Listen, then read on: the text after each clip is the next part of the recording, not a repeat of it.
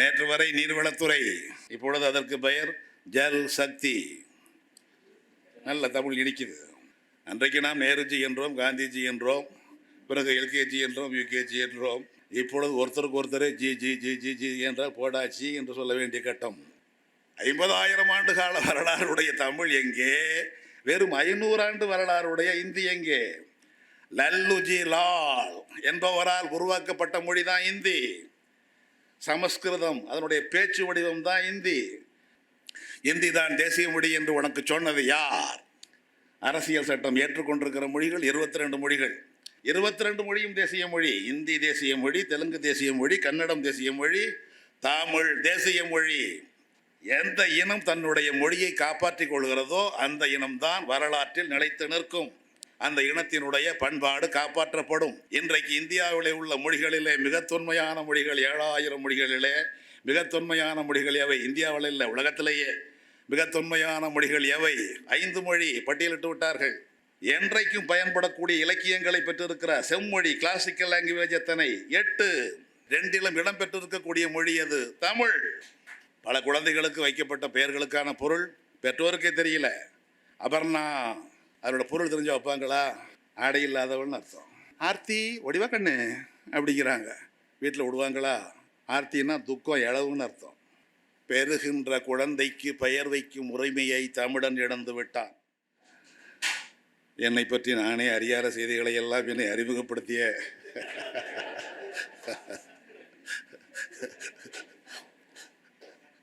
தோழர் அவர்கள் மிக ஆர்வ மிகுதியோடும் உணர்ச்சி மிகுதியோடும் சொல்லி ஊக்கப்படுத்தி இருக்கிறார். இப்படியெல்லாம் நாம் இருந்தோமா என்று நாமே வியக்கிற அளவுக்கு அவருடைய உரை இருந்தது. ஒரு நீண்டகால வேண்டுதலை இன்றைக்கு நிறைவேற்றி இருக்கிறோம். காமராசர் சாலை, மசக்காளிபாளையம் சாலை, இதையெல்லாம் ஒரு 2-3 வரையாவது சுற்றி வர வேண்டும் என்று வேண்டுதல் இருந்ததோ என்னவோ. எங்களுக்கு இந்த அரங்கம் எங்கே இருக்கிறது என்று தெரியாமல் சுற்றி சுற்றி வந்தோம். அறியாமலே நிறைவேற்றிய ஒரு வேண்டுதல். பிறகுதான் இங்கு வந்து தான் நாங்கள் திரும்பி சென்றோம். ஆனால் இங்கே இருக்கிறது என்பது எங்களுக்கு தெரியவில்லை. காரணம், தமிழ் இனிது என்பதை அழைப்புதலை அடித்தவர்கள் இன்னும் கொஞ்சம் சரியாக புரிந்து கொண்டு இந்த பெரியார்புரம் இருப்பது பூளைமேட்டில் கோப் கல்லூரிக்கு அருகில் என்று ஏதோ ஒரு அடையாளத்தை குறித்திருந்தால் கொஞ்சம் இந்த பெரியார்புரம் என்றால் என்ன என்று தெரிந்திருக்கும். இது கோவையினுடைய ஏதோ ஒரு கோடியிலே இருக்கின்ற ஒரு பகுதி என்று பல பேர் நினைத்து எங்களை கேட்டுக்கொண்டிருக்க, இங்கே வந்த பிறகும் கூட பெரியார்புரம் என்றால் இது பி ராமமூர்த்திபுரமா, இல்லை என்றால் அன்றைக்கு இருந்ததே பாலரங்கநாதபுரமா என்று பல்வேறு வகையான ஐயங்களுக்கு இடமளிக்கின்ற வகையிலே அழைப்பில் இருந்த காரணத்தினால் நாங்கள் அறியாமலே ஒரு வேண்டுதலை நிறைவேற்றி இருக்கிறோம். இருந்தாலும் இவ்வளவு பெரிய கூட்டம் வரும் என்று நாங்கள் எதிர்பார்க்கவில்லை. முத்திரளவோடு எதிர்பார்த்திருக்க மாட்டார். அவர் சொல்லிக்கொண்டே வந்தார், 4 மணிக்கு தொடங்கி 6 மணிக்கு முடியக்கூடிய நிகழ்ச்சி என்று. அப்படி என்றால் கூட்டம் முடிந்து அரை மணி நேரம் ஆகியிருக்குமே என்றோம். ஆனால் அப்படி இல்லை. மிகுந்த முயற்சியில் இவ்வளவு பேர் வந்திருக்கிறீர்கள். முத்துநலவன் புதுக்கோட்டையில் இருந்து வந்திருக்கிறார். இந்து இதழிலே கடந்த ஓராண்டுக்கு முன்னால் 2023ஆம் ஆண்டு ஜூன் மாதம் 6ஆம் நாள் முதல் 6/6/23 முதல் ஒவ்வொரு செவ்வாய்க்கிழமையும் வந்த தொடர் தமிழ் இனிது. இந்த தலைப்பே இனிது தான். அவருக்கு இது இனிது என்பது மிகவும் பிடிக்கக்கூடிய ஒன்று. ஏற்கனவே போட்ட ஒரு நூலுக்கு பெயரும் இலக்கணம் இனிது என்று போட்டார். இப்பொழுது தமிழ் இனிது என்று இந்த நூலை வழங்கியிருக்கிறார். மிக சின்ன சின்ன கட்டுரைகள் தான், 50 வாரம் வெளிவந்த கட்டுரைகள் தான். எந்த இந்து வெளியிட்டதோ அந்த இந்தை இதை புத்தகமாக வெளியிட்டிருக்கிறது. அது மிக குறுகிய காலத்திலே 3 பதிப்பை கண்டிருக்கிறது என்றால் வியப்புதான். இப்பொழுதெல்லாம் புத்தகம் போடுவது என்பது 50, 100 அதற்கு மேல் யாரும் போடுவதில்லை. இது முதல் பதிப்பு வந்து விற்பனையாகி, 2ஆம் பதிப்பு வந்து விற்பனையாகி, 3ஆம் பதிப்பை நோக்கி முன்னேறி கொண்டிருக்கிறது என்பது இந்த நூலுக்கான தேவையை உணர்த்துகிறது. நல்ல தமிழ் இனிக்குது. நீங்கள் அண்ணா சிலை இருக்கின்ற அந்த சாலை, பாலசுந்தரம் சாலை வழியாக சென்று பார்த்தால், அப்படியே வழக்கை பக்கம் சென்று பார்த்தால், முன்பு இருந்ததெல்லாம் வருங்கால வைப்பு நிதி அலுவலகம், ஆங்கிலத்தில் ப்ராவிடன்ட் ஃபண்ட். இப்பொழுது நீங்கள் போனால் நீங்கள் எந்த நாட்டிலே இருக்கிறீர்கள் என்பது உங்களுக்கே குழப்பமாகிவிடும். பவிஷ்ய நிதி பவன் என்று போட்டிருப்பார்கள். அதற்கு என்ன பொருள் யாருக்கும் தெரியாது. 3 மாத பயிற்சி முதல் 3 வார பயிற்சியிலிருந்து 3 ஆண்டு பயிற்சி வரைக்கும் கொடுக்கின்ற நல்ல பயிற்சி நிலையம் கோவையில் இருக்கிறது என்பது மிக பல பேருக்கு தெரிந்திருக்கிற வாய்ப்பே இல்லை. மேட்டுப்பாளையம் சாலையிலே தான் இருக்கிறது. ஒன்றிய அரசு நடத்துகிறது, நீண்ட காலமாக இருக்கிறது. அதற்கான அலுவலகம் ஒப்பனக்கார வீதியிலே இருக்கிறது. அந்த அலுவலகத்துக்கு சென்று நீங்கள் பார்த்தால் இங்கே தான் 3 வாரம் 3 மாதம் 3 ஆண்டு எல்லாம் தொழிற்பயிற்சி கொடுத்து மாணவர்களை உருவாக்குகின்ற மிகச்சிறந்த நிறுவனம் இதுதானா என்று உங்களுக்கு தெரியவே தெரியாது. அங்கே எழுதியிருப்பதெல்லாம் தமிழ் எழுத்து, தமிழ் இனிது, தமிழ் எழுத்து தான் இனிது. ஆனால் சொல் உங்களுக்கு புரியாது. அவினாசிலிங்கம் சன்ஸ்தான் சிக்ஸ்தான் அப்படி தான் போட்டிருப்பாங்க. பாகிஸ்தான் கிடையாது, சிக்ஸ்தான். சன்ஸ்தான் சிக்ஸ்தான் 2 ஸ்தான். அவினாசிலிங்கம் தொழிற்பயிற்சி மையம் என்பதை சன்ஸ்தான் சிக்ஸ்தான் என்று தமிழ்நாட்டில் போட்டு கொண்டிருக்கிறார்கள். வருங்கால வைப்பு நிதி என்பதை பவிஷ்ய நிதி பவன் என்று போட்டுக்கொண்டு இருக்கிறார்கள். கொஞ்சம் கொஞ்சமாய் தமிழ் மாற்றப்பட்டு கொண்டிருக்கிறது. போகிற போக்கில் முத்தலாம் சொல்லிட்டு போகிறார். இப்பொழுது கூட பல பேர் எல்லாம் வாங்கஜி பொங்கஜி எங்கஜி என்றெல்லாம் சொல்லக்கூடிய இருக்கிறது என்பது அப்படி போகிற போக்கில் சொல்லிட்டு போகிறார். அன்றைக்கு நாம் நேருஜி என்றோம், காந்திஜி என்றோம், பிறகு எல்கேஜி என்றோம், யூகேஜி என்றோம். இப்பொழுது ஒருத்தருக்கு ஒருத்தரே G G G G G என்றால் போடாச்சி என்று சொல்ல வேண்டிய கட்டம். ஜி என்றால் அவர்கள் என்ற பொருளை தெரியாத ஒரு நிலை. காந்திஜி என்றால் காந்திஜி அவர்கள் என்று போடக்கூடாது. காந்திஜி என்றாலே காந்தி அவர்கள் என்றுதான் பொருள். நேருஜி என்றாலே ஜி என்பது அவர்களுக்கு இந்தியில் அவர்கள் என்பதற்கு ஜி. நேரு அவர்கள், நம்மால் 2ஐயும் சேர்த்து நேருஜி அவர்கள் என்று போடுவார். ராஜகோபாலாச்சார் அவரே போட்டுக்கொள்வார், ராஜாஜி என்று போட்டுக்கொள்வார். அவருக்கு அவர்கள் என்று போட்டுக்கொள்வார். இன்றைக்கு உரையாடல் நிலையே வந்துவிட்டது.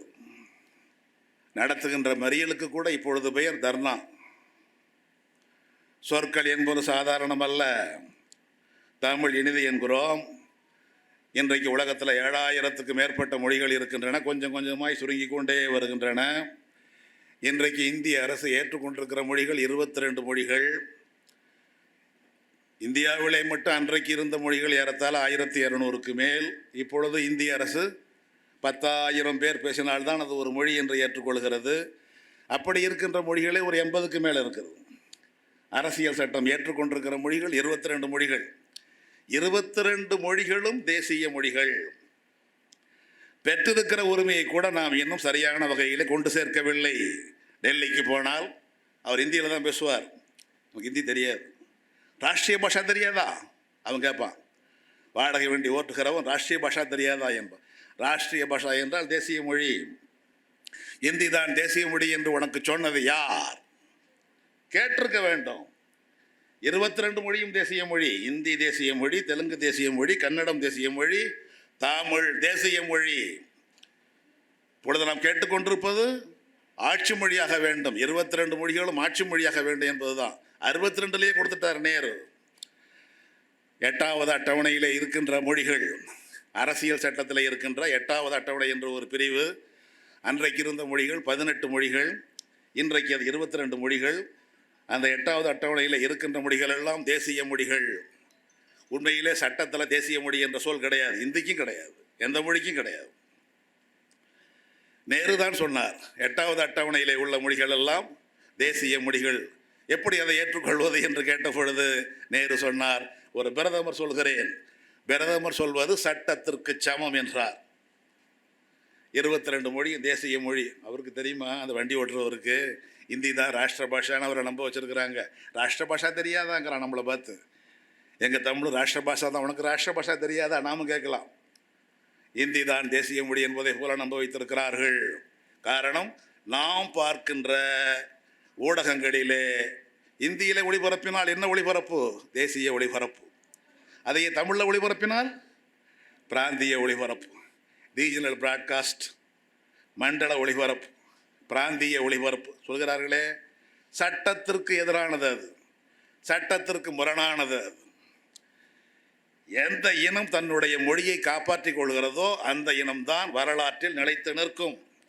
அந்த இனத்தினுடைய பண்பாடு காப்பாற்றப்படும். அந்த இனத்தினுடைய அறிவு விரிவுபட்டு கொண்டே செல்லும். இன்றைக்கு இந்தியாவிலே உள்ள மொழிகளிலே மிக தொன்மையான மொழிகள் 7000 மொழிகளிலே மிக தொன்மையான மொழிகள் எவை? இந்தியாவில் இல்லை, உலகத்திலேயே மிக தொன்மையான மொழிகள் எவை? 5 மொழி பட்டியலிட்டு விட்டார்கள்.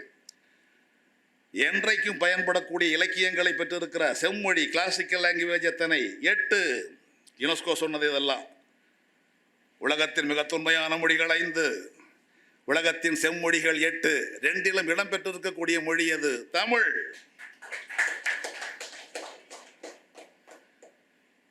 அந்த செய்தியெல்லாம் போய் சேரலையே, நம்முடைய மொழியின் பெருமையே நமக்கு உணர்த்தப்படவில்லையே. நம்மகிட்ட கேட்குறான ராஷ்டிர பாஷா தெரியாதாங்கிறான இந்தியை பற்றி. இந்திக்கு என்ன வயது? வெறும் 500 ஆண்டு தான். 50,000 ஆண்டு கால வரலாறுடைய தமிழ் எங்கே? வெறும் 500 ஆண்டு வரலாறுடைய இந்தி எங்கே?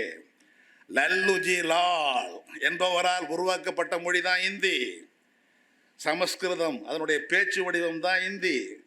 வெறும் 500 ஆண்டு வரலாறுடைய மொழி இன்றைக்கு எல்லா மொழிக்கு மேலே இருக்கிறது. அதற்காக ஒதுக்கப்பட்டிருக்கிற தொகைகள்லாம் பார்த்துருப்பீங்க நீங்களே. 680 கோடிக்கு மேலே சமஸ்கிருதம், இந்தி 2 ஒன்று தான், எழுத்தும் ஒன்று தான். நமக்கு ஒதுக்கப்பட்டிருப்பது 21 கோடி. நூற்றுக்கணக்கான கோடி அவங்களுக்கு, நமக்கெல்லாம் தெருக்கோடி தான். 21 கோடி தான் நம்முடைய மொழிக்கு ஒதுக்கப்பட்டிருப்பது. இப்படி இதை கண்டெல்லாம் ஒரு கோபத்தை, சினத்தை வெளிப்படுத்துகின்ற இனமாக நாம் இருக்கிறோமா என்றால் பெரும்பாலும் ஐயம்தான். அதை மாற்றுகின்ற முயற்சிகளே தான் முத்துநலவன் அவர்கள் இந்த நல்ல நூலை தமிழ் இனிது. ஏன் தமிழ் இனிதுங்கிறோம்? இது ஒரு அறிவியல் மொழி. எழுத்து அமைப்பே அப்படி தான் இருக்கும். இப்போ நான் இருக்கிறேன், நீங்கள் பேசுகிறீங்க. இப்போ நாங்கள்லாம் வந்த பொழுது கச்சமஸ் தலைவர் ராஜாமணி வந்தார், இருகூர் சுப்பிரமணியம் வந்தார், நண்பர் தேவராஜ் வந்தார். நாங்கள்லாம் சேர்ந்து இந்த இடத்த கண்டுபிடிக்கிறதுக்குள்ளே வெவ்வேறு வகையாக போய் கொண்டு வந்தோம். ஒரு வண்டி முன்னால் போகும், ஒரு வண்டி பின்னாலேயே போகும். இனிமேல் நாங்கள் முன்னால் போகிறோம், நீங்கள் பின்னால் வகை கண்டுபிடிப்போம் அப்படின்னு கண்டுபிடிக்கிறதுக்காக வந்தோம். நிற்கிறோம், உட்கார்ந்துருக்கிறீங்க. இப்படி சுற்றுவதற்கும் நிற்பதற்கும் அமர்ந்திருப்பதற்கும் காரணம் நம்மிடத்துல உடலும் உயிரும் சேர்ந்திருப்பது காரணம். மொழிக்கும் அப்படித்தான். உடல் இருக்கும், அது மெய்யெழுத்து. உயிர் இருக்கும், உயிர் எழுத்து. 2ம் சேர்ந்தும் இருக்கும், உயிர்மெய் எழுத்து. ஆங்கிலத்தில் அப்படி உண்டா? உண்டு. ஆங்கிலத்தில் உயிரெழுத்து மட்டும் உண்டு. நாம் உயிரெழுத்து என்போம், ஆங்கிலத்தில் அதற்கு பெயர் வவல்ஸ். நாம் மெய்யெழுத்து என்போம், ஆங்கிலத்தில் அதற்கு பெயர் கான்சோனன்ட்ஸ். உயிர்மெய் எழுத்து ஆங்கிலத்தில் கிடையாது. இப்போ முத்துநிலவன் முதல் எழுத்து மூ, ஒரே எழுத்து தான் மூ. ஆங்கிலத்தில் அப்படி இல்லை, 2ஆக பிரிச்சுக்குவாங்க. எம் கூட்டல் ஊ, எம் யூ, இத் டிஹெச், தூ, இத்து ஊ, டிஹெச் யூ வருதா? நம்ம இதில் 3 எழுத்தாக இருக்கிறது, அங்கே 6 குட்டி போடும். எழுத்து பெருக்கம் எந்த மொழிகள்? எல்லா மொழிகளும் தான். நாம் தான் எழுத்து சுருக்கம் வச்சிருக்கிறோம். உயிர்மை எழுத்து என்று வைத்திருப்பதனால் அந்த உயிர்மை எழுத்து இல்லாமல் எழுதினால் நமக்கு உயிர் எழுத்து 12, மெய் எழுத்து 18, 30 எழுத்து போதும். ஆங்கிலத்தில் உயிர் எழுத்தில் நாம் 2ஆக வச்சுருக்கிறோம், குறில் நெடில். ஒவ்வொரு மணி ம மா மு மூ க கா ஓடிச்சிருக்கோமே, அன்பரசி அ ஆ. குறில் நெடில். ஆங்கிலத்தில் அப்படி கிடையாது, குறில் மட்டும்தான். நாம் குறில் 5 வைத்திருக்கிறோம், அ இ உ ஏ ஓ. ஆங்கிலத்தில் அந்த 5 தான், ஏ இ ஐ ஓ யூ. நெடில் இல்லை. அந்த பொண்ணு பேர் என்ன? ரமா. எழுதுங்க, RAMA. எப்படி படிக்கலாம்? ராமா என்றும் படிக்கலாம், ராமா என்றும் படிக்கலாம். ஆணும் அவளே, பெண்ணும் அவளே. இந்த இலக்கியத்தினுடைய பெயர் எழுதியிருக்கிறார்கள் எங்கேயது? இங்கேதான். என்ன எழுதியிருக்கிறார்கள்? நெடுநல் வாடை. நெடு NADU, நாள் நல் NAL அப்படி போட்டிருக்கிறோம். வர்றவர் படிப்பார், அடுத்து வர்றவர் நெடுநாள் வடை. அதுவும் அதே தான். வாடையும் வடையும் அதுவா, நெடுநெல்லும் நெடுநாளும் அதுவா, அதுவே தான். குறில் நெடில் வேறுபாடு இல்லாத மொழி ஆங்கிலம். ஆனால் அந்த ஆங்கிலத்தில் இந்த வவல்ஸுக்கு முன்னால் உயிரெழுத்துக்கு முன்னால் ஏ ஆப்பிள் என்ன போடுவாங்க. என்னதான் இங்கிலீஷ் படிச்சிங்களோ, இவ்வளோ படிச்சிருக்கிறீங்க. பீளமேட்டில் கோவை மாநகரத்தின் ஆக்ஸ்போர்ட் இங்கே தான். மிகச்சிறந்த பள்ளிகள், மிகச்சிறந்த கல்லூரிகள் இருப்பது இந்த அவினாசி சாலை தான், ஹோப் கல்லூரி தான், பூளை மேடு தான்.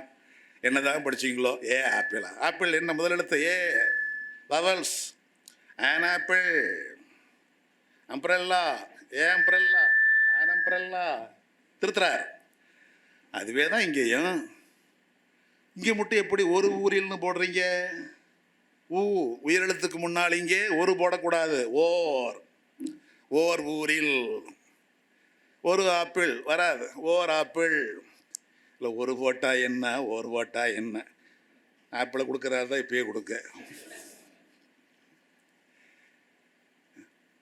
ஆங்கிலத்தில் இவ்வளவு விழிப்பாக இருக்கிறவர் ஏ போடக்கூடாது, ஆன் போட வேண்டும் என்று வற்புறுத்துகின்றவர் இதைத்தான் எழுதியிருக்கிறார் முத்தலாக. போகிற போக்கில் அப்படி இயல்பாக சொல்லிக்கிட்டே போகிறார். அதான் சொன்னாங்க மகேஸ்வரி, நம்முடைய கையை பிடித்து அடைத்துக்கள் செல்வது போல் மிக எளிய முறையில். இதுதான் இதனுடைய நூலினுடைய வெற்றி. ஒரு இலக்கணம் சொல்லுகிறேன், பிழை இல்லாமல் எழுதுவது எப்படி என்று உங்களுக்கு நான் புகட்டுகிறேன். இதெல்லாம் சொல்லாமல் இயல்பான ஒரு நடையில் அன்றாட நடைமுறை செய்திகளை அப்படியே இணைத்து கொண்டு போயே சொல்கிறார். ஆங்கிலத்தில் இருப்பது போலத்தான் இங்கே உயிரெழுத்துக்கு முன்னால் ஒரு என்று போடக்கூடாது, ஓர் என்றுதான் போட வேண்டும். அங்கே ஏன் எங்கெல்லாம் போடுறோமோ அதுபோல் இங்கே ஓர் என்று போட வேண்டும். மொழியை பற்றியதில் ஒவ்வொரு இனமும் எப்படி விழிப்பாய் இருக்கிறது என்று பாருங்கள்.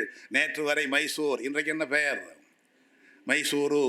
நேற்று வரை பெங்களூர், இன்றைக்கு பெயர் பெங்களூரு. ஏன் இப்படி சங்கூதுது? அப்படி தான் ஊதும். நேற்று வரை பெங்களூர், இன்னைக்கு ஊரு. ஹூப்ளி, ஹுவவல்லி. நேற்று வரை கல்கத்தா, இன்றைக்கு பெயர் கொல்கத்தா. நேற்று வரை பம்பாய், இன்றைக்கு மும்பை. எவ்வளவு சரியாக இருக்கிறான், ஏன் இவ்வளவு மொழி வெறி கேட்டாங்களா யாராச்சும்? அவங்கள யாரும் கேட்கலையே. நம்பூரில் கேட்பாங்களே, ஊட்டின்னா உலகத்துக்கே தெரியும், இதெல்லாம் வேற உதக மண்டலம் உதக இதெல்லாம் வேணுமா? மாயவரம்னா அத்தனை பேருக்கும் தெரியும். மாயவரம் ஏறு மணப்பாறை மாடு கட்டி மாயவரம் ஏறு பொட்டி ஒரே கெட்ட பாட்டு. அந்த மாயவரத்தை போய் மயிலாடுதுறை என்கிறார்களே, இந்த இவ்வளவு மொழி வரி ஆகாது. இவர் நமக்கு அறிவுரை சொல்வார். போய் சொல்ல அங்கே பம்பாயே இருக்கட்டும், மும்பை வேண்டாம். உடனே இங்கே படமே எடுக்கிறாரே மும்பை எக்ஸ்பிரஸ் என்று. மராட்டிய மொழியிலே இருப்பதற்கு இங்கே விழிப்பாய் இருக்கிறோம், கர்நாடக மொழியிலே இருப்பதற்கு இங்கே விழிப்பாய் இருக்கிறோம். நம்முடைய தேசிய கீதம் எந்த மொழி? ஜனகணமன எந்த மொழி? வங்காளம். வங்காளம் என்ற சொல் இருப்பது வங்காளிக்கு தெரியுமா? அவங்களுக்கு பெங்கால். ஏன் அவங்களுக்கு வேணாங்கிற இடத்தே கிடையாது. எங்கெல்லாம் வா வருதோ அங்கெல்லாம் பா போட்டுக்குவாங்க. வங்காளம், பெங்கால். வாஷிங்டன் இன்னை வரைக்கும் தெரியாது. வாஷிங்டன். நம்ம ஊர் வைத்தியநாதன் போனால் அங்கே என்ன ஆவார்?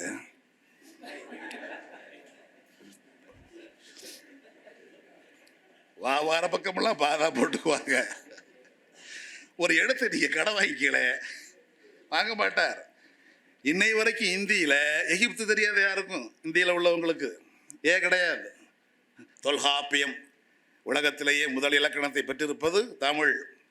அந்த இலக்கணம் தொல்காப்பியம். இந்தியில் சொல்லுங்க. தொல்காப்பியம். தோல்லாம் கிடையாது. ஏன்னா தோல் எலும்பு சதை. நக்கறிட்டு தோல். அவருக்கு கிடையாது. வர்ற பக்கம்லாம் தோல்காப்பியம். எகிப்து. எலி கூட கிடையாது, ஏலி தான். அவ்வளவு விழிப்பாக இருக்கிறார்கள். நாம் பீளமேட்டில் இருக்கிறோம். பீளமேடா? இது பீளமேடுங்க. இப்போ நான் பணியாற்றியது புசாக்கோ சர்வஜன மேல்நிலைப்பள்ளி. இடது பக்கம் போனால் புசாக்கோ கலைக்கல்லூரி, வலப்பக்கம் போனால் புசாக்கோ தொழில்நுட்ப கல்லூரி. எல்லாம் புசாக்கோ தானே போட்டிருக்கிறான். அப்போது இதற்கு பேர் பீளமேடாக இருந்தால் எப்படி பேர் வைக்கணும்? பீசாக்கோனில் வைக்கணும். பீசாக்கோ கல்லூரி தானே வைக்கணும். ஏன் பூசாக்கோன்னு வச்சோம்? அன்னைக்கு விழிப்பாக இருந்திருக்கிறாங்க. பூளை மேடு, சாமநாயுடு, கோவிந்தசாமி, பூசாக்கோ. அந்த பூளை மேடு என்ற சொல்லுக்கு உயிர் கொடுப்பதற்காக நமக்கு பெயருக்கு முன்னால் போடுகிற முன்னெழுத்தையாவது பெண்கிட்ட படித்த மாணவர்கள்லாம் போடுவாங்க. பூவேனா சந்திரசேகர். இப்போ நான் கூட போயிருந்தேன் சிங்கப்பூருக்கு, இன்னும் போடுறான். பூவேனா சந்திரசேகர் தான் போடுறான். அவங்க அண்ணன் 3 பேரும் படித்தான். 3 பேர் அப்படி தான் போடுவான். வரலாற்றை நாம் புரிந்து கொள்ள வேண்டும். காரணம், ஒரு சொல்லை இழந்தால் ஒரு வரலாற்றை இழப்போம். பூளை பூக்கள் மிகுந்திருந்த மேடு இந்த பூளை மேடு. எந்த ஊருக்குமே ஆண்டு தெரியும், மாதம் தெரியாது. ஆனால் பூளைமேட்டுக்கு மட்டும் ஆண்டு தெரியும், மாதம் தெரியும், நாள் தெரியும். மொண்டிபாளையம் கோயிலுக்கு எப்பொழுது குடமுடுக்கு நடந்ததோ அந்த நாளில் உருவாக்கப்பட்ட ஊர் இந்த பூளைமேடும் பாப்பநாயக்கன் பாளையமும். 2 ஊரும்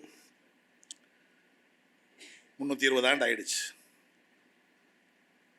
314 ஆண்டு ஆகுது சரியா.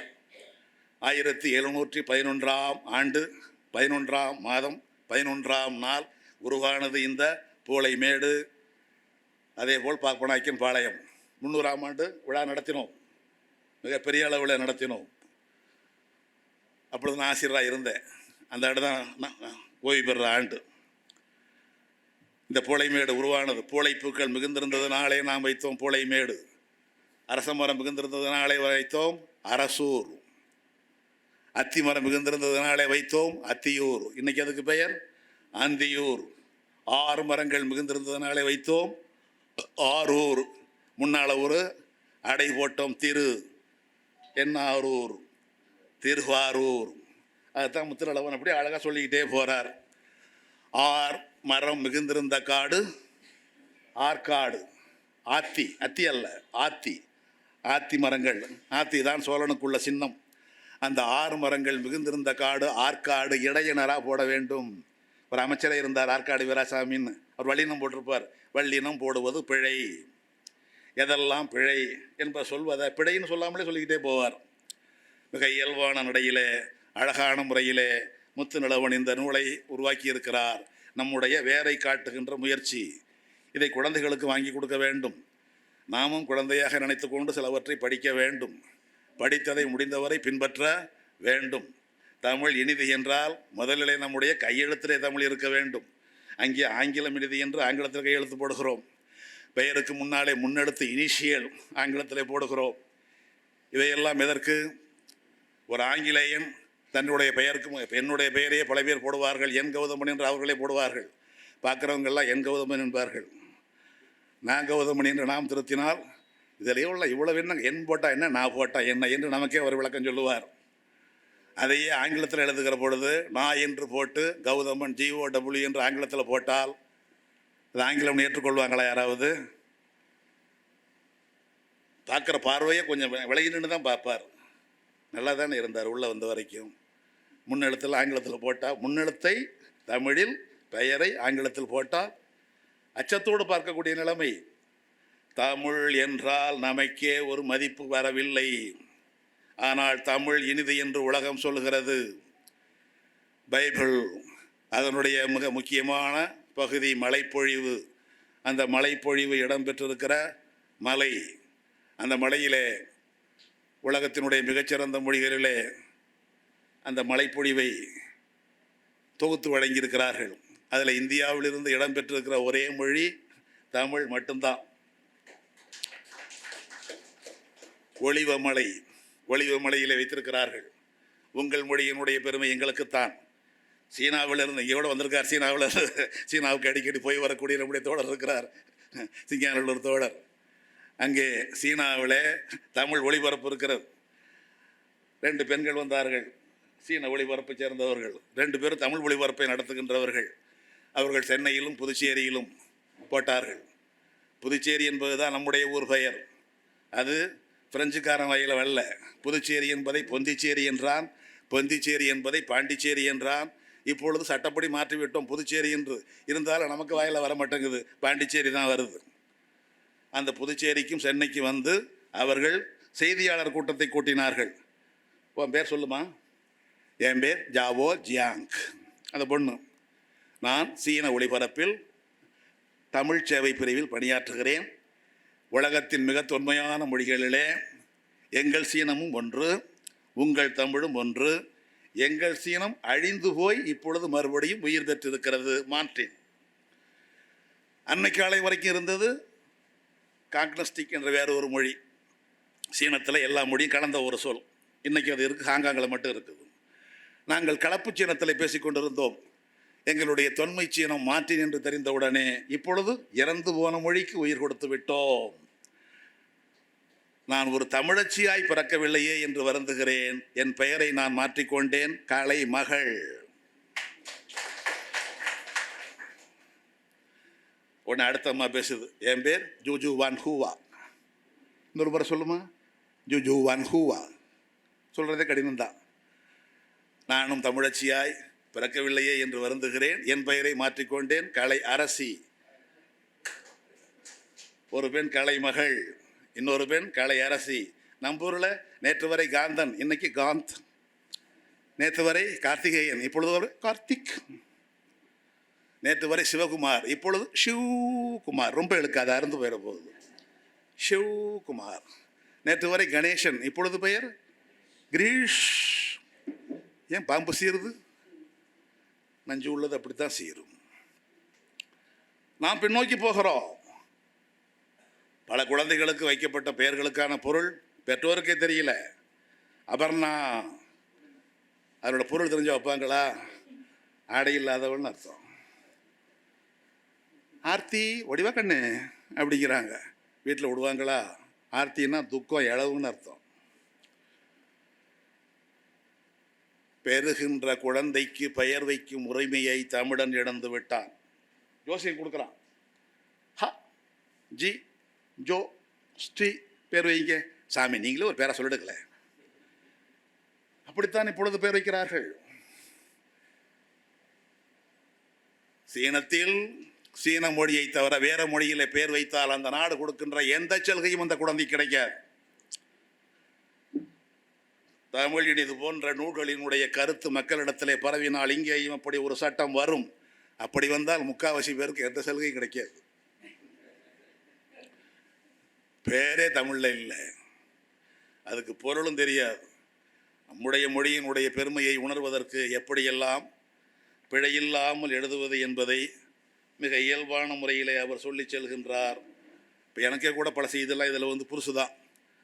உயிர் எழுத்துக்கு முன்னால் தான் நாள்தோறும் என்று போட வேண்டும், உயிர்மை எழுத்துக்கு முன்னால் தோறும் என்று போட வேண்டும். இது மாதிரி செய்திகள் எல்லாம் முத்துநலவன் சொல்லியிருப்பது எனக்கே புதுகை தான். முத்துநலவன் பேர் வச்சதே நான் தான். நாங்கள் அரசர் கல்லூரியில் இறுதி ஆண்டு நான் படித்த பொழுது முதலாண்டு சேர்ந்தார் முத்து பாஸ்கரனாக சேர்ந்த பொழுதே அவர் எழுத்தாளர். இப்பொழுதெல்லாம் தஞ்சை அமுதம் என்ற ஒரு இதழ் வந்தது. அதில் இலக்கிய விளக்க கட்டுரை எழுதுகின்ற, இன்றைக்கு புதுக்கோட்டை, அன்றைக்கு அவர் பெயர் திருவோணம் முத்து பாஸ்கரன். அப்படித்தான் கல்லூரியில் சேருகிற பொழுதே ஒரு எழுத்தாளராக வந்தார். நல்ல எழுத்தாளரை நல்ல கொள்கையாளராய் மாற்ற வேண்டும் என்று நாங்கள் எடுத்துக்கொண்ட முயற்சி வீண் போகவில்லை. இன்றைக்கு நாடு தழுவிய நிலையிலே வளர்ந்திருக்கிறார். அமெரிக்கா சென்று திரும்பியிருக்கிறார். உலகளாவிய நிலையிலே பெரும்புகழ் பெற்றிருக்கிறார். முற்போக்கு எழுத்தாளர் சங்கத்தின் மாநில துணைத் தலைவராக நீண்ட காலமாக இருக்கின்ற பெருமையை இந்த அமைப்பும் பெற்றிருக்கிறது. அப்படிப்பட்ட முத்து பாஸ்கரனை, உண்மையிலே பாஸ்கரன் என்றால் சூரியன் என்றுதான் பொருள், முத்து சூரியன் என்று தான் வைத்திருக்க வேண்டும். ஆனால் முத்துச்சூரியன் என்பது அவ்வளவு பொருத்தமாக இல்லை. பார்க்கரன், பால் போன்ற கதிர்வுடையவன் என்று நாங்களாக ஒரு பொருள் வைத்துக்கொண்டு முத்து நிலவன் என்று வைத்துக் கொள்ளுங்கள் என்றோம். முத்து நிலவனானார், இன்று வரை இருக்கிறார். புத்தகத்திலும் அவர் வழங்கியிருக்கிற மேடை சொற்பொழிவுகள் நாட்டிலே ஒரு புதிய எழுச்சியை உண்டாக்கி இருக்கிறது. அவர் வழங்கியிருக்கிற நூல்கள், இலக்கணம் புதிது, முதல் மதிப்பெண் வாங்க வேண்டாம் மகளே, இதெல்லாம் நாம் தெரிஞ்சு கொள்ள வேண்டும். எல்லாருமே முதல் மதிப்பெண் வாங்க வேண்டும் என்றால் முதல் மதிப்பெண் ஒருத்தருக்கு தானே போடுவாங்க. எப்படி எல்லாரும் வாங்க முடியும்? படிப்பு என்பது முக்கியமில்லை. புதிய கருத்துக்களை தெரிந்து கொள்கிற ஆர்வம் முக்கியம். சமூகத்தோடு தன்னை இணைத்துக் கொள்கிற அந்த சமூக பார்வை முக்கியம். இதைத்தான் குழந்தைகளுக்கு உண்டாக்க வேண்டும். எங்களுடைய சர்வஜன மேல்நிலைப் பள்ளிக்கு உள்ள பெருமையே அதுதான். நாங்கள் மிக அதிக மதிப்பெண் பெற்றவர்களுக்கு மட்டுமே இடம் என்பது இல்லை. மிக அதிக மதிப்பெண் பெறுகிறவர்களுக்கு கொடுப்பதற்கான பள்ளி ஏராளமாக இருக்கிறது. சமூகத்தில் மிக பின்தங்கியவர்கள் யார்? வாருங்கள் என்று எங்கள் தலைமை ஆசிரியர் முனைவர் சாசி ராசகோபாலன், உங்களை பல பேருக்கு தெரியும், அழைப்பார். யாராவது சற்று அழுக்கு உடையோடு இருந்தால் அவர்களைத்தான், ஏன் ஒதுங்கி போகிறீர்கள், உள்ளே வாருங்கள், நாற்காலியில் உட்காருங்கள், இது உங்களுக்கான பள்ளி, சர்வ ஜன பள்ளி, எல்லா மக்களுக்குமான பள்ளி என்பார். ஐயா, என் பையனுக்கு மதிப்பெண் குறைவாக இருக்குது, அதுக்கு தான் இந்த பள்ளிக்கூடம். மதிப்பெண் அதிகமாக உள்ளவங்களுக்கெல்லாம் வேறு பள்ளி இருக்குது, உங்களுக்கு தான் இந்த பள்ளி என்பார். ஒவ்வொருவரையும் உங்களால் முடியும் என்ற நம்பிக்கையை உண்டாக்குவதற்குத்தான் இந்த பள்ளி என்ற எண்ணத்தை அவரும் உண்டாக்கினார், எங்களையும் உண்டாக்க வைத்தார். அதனால்தான் எங்களுடைய மாணவர்கள் ஏராளமாக இங்கே வந்திருக்கிறார்கள். அவர்களை பார்க்கிற பொழுது அந்த பழைய வகுப்பறை நினைவுகள் எல்லாம் வருகிறது. அப்பேற்பட்ட போளைமேட்டில், இங்கேதான், இந்த போளைமேட்டிலே தான் தமிழ்நாட்டுக்கே முதல் பல் தொழிற்கல்லூரி பாலிடெக்னிக் வந்தது. அதுதான் hope college, Arthur hope college. அன்றைய ஆளுநருடைய பெயர் ஆர்தர் ஹோப், அவர் பெயரிலே வந்ததுதான். பல பேர் ஹோப்பு கூட இப்பொழுது போப்பாக்கி போப் காலேஜ் என்கிறார்கள். இது ஆர்தர் ஹோப் காலேஜ். இன்றைக்கு இந்த கல்லூரி இல்லை. கல்லூரி இல்லை என்றாலும் பெயர் இருக்கிறது, பெயர் சொல்லுகின்ற வரலாறு இருக்கிறது. இந்த கல்லூரியை இரண்டாக பிரித்தார் கோத்து நாயுடு, ஜிடி நாயுடு அவர்கள். அவர்தான் உருவாக்கினார். அவர்தான் வெறும் 4ஆம் வகுப்பு தான். நாங்கள் இருக்கிற சூலூருக்கு அருகிலே இருக்கிற களங்கள் தான் அவருடைய ஊர். அவருடைய வாகனமே எருமை தான். அவருக்கு அந்த ஊரில் பேரே எருமை நாயக்கர் என்பது தான் நல்ல பெயர். அதில் தான் போய் கொண்டிருப்பார். அப்படி இருந்தவர் தான் வாகனத்தை ஓட்ட வேண்டும் என்ற எண்ணத்தை ஒரு வெள்ளைக்காரன் மூலம் பெற்று இங்கிலாந்துக்கு போய் ஆட்டோமொபைல் இன்ஜினியரிங் படித்தவர் அவர் தான்.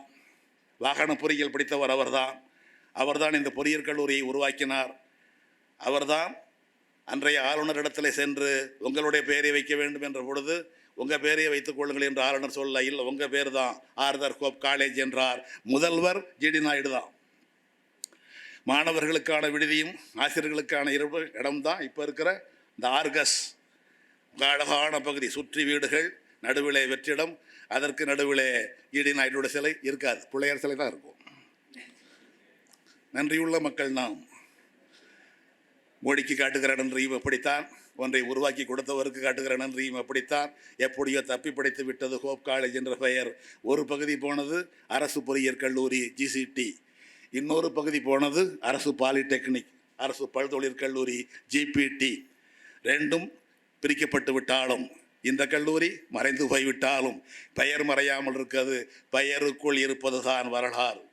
அந்த பெயருக்குள் இருக்கின்ற வரலாற்றை எல்லாம் பிழையில்லாமல் எழுதுவது எப்படி என்று சொல்வதற்குத்தான் தமிழ் இனிது என்ற இந்த நூல். இது போன்ற பல நூல்களை நம்முடைய முத்துநிலவன் அவர்கள் வழங்க வேண்டும் என்று கேட்டுக்கொள்கிறேன். பல்வேறு செய்திகளை போகிற போக்கிலே சொல்லுகின்ற பாணிதான் அவருடைய பாணி. 50 வாரம் சின்ன சின்ன கட்டுரைகளாக தொகுத்து கொடுத்து அதை நாடு தழுவிய நிலைமையிலே அறிமுகமாகி இருக்கிற இந்து பத்திரிகை வெளியிடுகிறது என்பதுதான் பெருமை.